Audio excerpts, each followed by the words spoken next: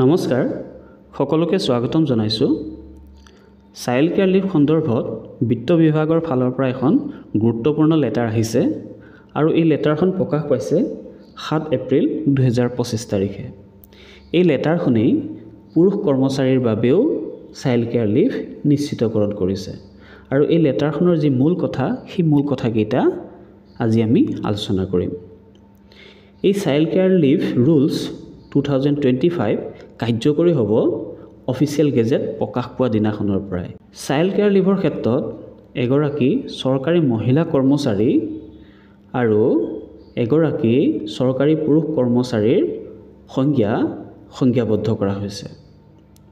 এগৰাকী চৰকাৰী মহিলা কৰ্মচাৰীৰ অৰ্থ হৈছে তেওঁ বিবাহিতও হ'ব পাৰে, অবিবাহিতও হ'ব পাৰে, বিধৱাও হ'ব পাৰে অথবা ডিভৰ্চিও হ'ব পাৰে, যাৰ মাইনৰ চাইল্ড অৰ্থাৎ নাবালক শিশু অথবা বিশেষভাৱে সক্ষম শিশু আছে।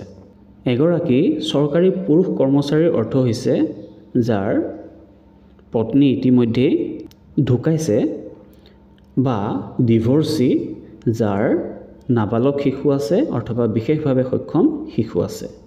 আৰু এই 3 নম্বৰ পইণ্টত মাইনৰ চাইল্ডৰ ডেফিনেশ্যন উল্লেখ কৰিছে। মাইনৰ চাইল্ড অৰ্থাৎ নাবালক শিশু যাৰ 18 বছৰ তলত তেওঁলোকক নাবালক শিশু হিচাপে ধৰা হয়। সি বায়'লজিকেলো হ'ব পাৰে বা এডপ্টেডো হ'ব পাৰে। 2 নম্বৰ পইণ্টত ডিজেবল চাইল্ডৰ কথা উল্লেখ কৰিছে। আমাৰ এখন এক্ট আছে, rights of persons with disability act 2016।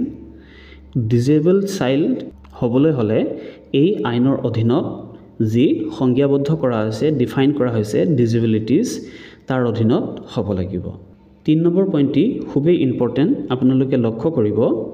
এগৰাকী চৰকাৰী মহিলা কৰ্মচাৰী অথবা পুৰুষ কৰ্মচাৰীয়ে তেওঁলোকৰ শিশুৰ 18 বছৰ পৰ্যন্ত এই চাইল্ড কেয়াৰ লিভ ল'ব পাৰিব আৰু শিশুটি যাৰ কাষ্টাডিত থাকে অৰ্থাৎ যাৰ তত্ত্বাৱধানত থাকে তেওঁহে এই চাইল্ড কেয়াৰ লিভ ল'ব পাৰিব।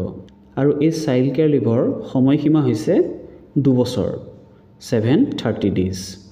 আৰু এই চাইল্ড কেয়াৰ লিভৰ কিছুমান কণ্ডিশ্যনছ আছে। এই কণ্ডিশ্যনছ কেইটা তলত উল্লেখ কৰিছে, আপোনালোকে মন কৰিব। নম্বৰ 1ত আছে 18 বছৰ ঊৰ্ধৰ শিশুৰ কাৰণে এই চাইল্ড কেয়াৰ লিভ এডমিচিবল নহয়, অৰ্থাৎ 18 বছৰ ওপৰৰ শিশুৰ কাৰণে আপোনালোকে চাইল্ড কেয়াৰ লিভ নাপাব। 2 নম্বৰ পইণ্টত চাইল্ড কেয়াৰ লিভত থকাৰ সময়ছোৱাত এগৰাকী চৰকাৰী পুৰুষ অথবা মহিলা কৰ্মচাৰীয়ে প্ৰথম বছৰত 100% চেলাৰী পাব আৰু দ্বিতীয় বছৰত কিন্তু 80%হে চেলাৰী লাভ কৰিবলৈ সক্ষম হ'ব। খুবেই ইম্পৰ্টেণ্ট, মন কৰিব। ফাৰ্ষ্ট ইয়েৰত পাব আপোনালোকে 100% চেলাৰী আৰু ছেকেণ্ড ইয়েৰত পাব 80% চেলাৰী। 3 নম্বৰ পইণ্টত উল্লেখ আছে চাইল্ড কেয়াৰ লিভ এটা একাডেমিক কেলেণ্ডাৰ ইয়েৰত অৰ্থাৎ এটা শিক্ষাবৰ্ষত 3 বাৰ পৰ্যন্ত ল'ব পাৰিব। কিন্তু একক চৰকাৰী মহিলা কৰ্মচাৰীৰ বাবে কিছু শিথিলতা আছে।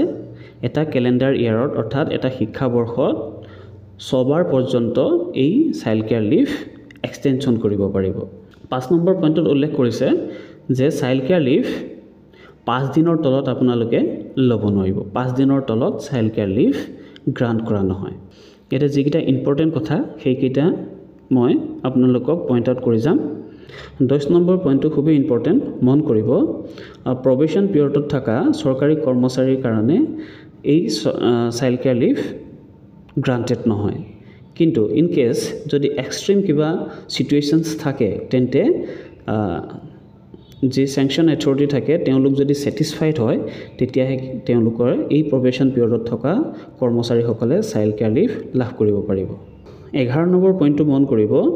Child care live নেচাৰত earn liver দৰেই, গতিকে চাইল্ড কেয়াৰ লিভ লোৱাৰ সময়ছোৱাত যিসমূহ চৰকাৰী বন্ধ আছে সেই চৰকাৰী বন্ধসমূহো যেনেধৰণে আৰ্ণ লিভত কাউণ্ট কৰা হয়, গণনা কৰা হয়, ঠিক তেনেধৰণেই চাইল্ড লিভৰ ক্ষেত্ৰতো এই চৰকাৰী বন্ধসমূহ গণনা কৰা হ'ব।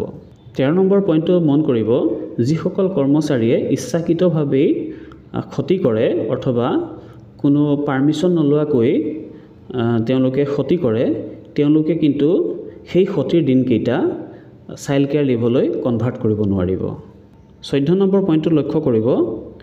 আপোনালোকে যদি আৰ্ণ লিভ লৈছে অথবা অন্য যিকোনো প্ৰকাৰৰ লিভ লৈছে, চেংচন হৈছে বা লৈছে, সেই লিভসমূহ কিন্তু আপোনালোকে চাইল্ড কেয়াৰ লিভলৈ কনভাৰ্ট কৰিব নোৱাৰিব, সলনি কৰিব নোৱাৰিব। 16 নম্বৰ পইণ্টটো লক্ষ্য কৰিব, খুবেই ইম্পৰ্টেণ্ট। যদি দুয়োগৰাকী চৰকাৰী কৰ্মচাৰী হয় কিন্তু ডিভৰ্চি হয়, তেন্তে তেওঁলোকৰ এজনেহে এই চাইল্ড কেয়াৰ লিভ লাভ কৰিব। যাৰ কাষ্টাডিত অৰ্থাৎ যাৰ তত্ত্বাৱধানত শিশুটি থাকিব তেওঁহে এই চাইল্ড কেয়াৰ লিভ লাভ কৰিব। ব্যক্তিগতভাৱে দুয়োজনে কিন্তু এই চাইল্ড কেয়াৰ লিভ নাপাব। 4 নম্বৰ পইণ্টটো লক্ষ্য কৰিব, এগৰাকী চৰকাৰী মহিলা কৰ্মচাৰী আৰু এগৰাকী চৰকাৰী পুৰুষ কৰ্মচাৰীয়ে তেওঁলোকৰ বিশেষভাৱে সক্ষম শিশুৰ কাৰণে যাৰ কাষ্টাডিত শিশুটি আছে তেওঁ এই চাইল্ড কেয়াৰ লিভ ল'ব পাৰিব।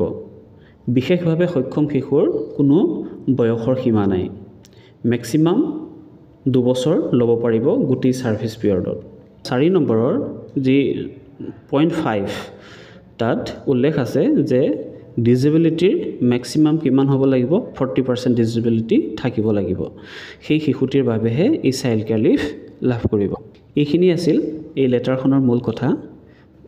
ভিডিঅ'টি লাইক কৰিব, শ্বেয়াৰ কৰিব আৰু আশা ৰাখিছোঁ চেনেলটি ছাবস্ক্ৰাইব কৰিব।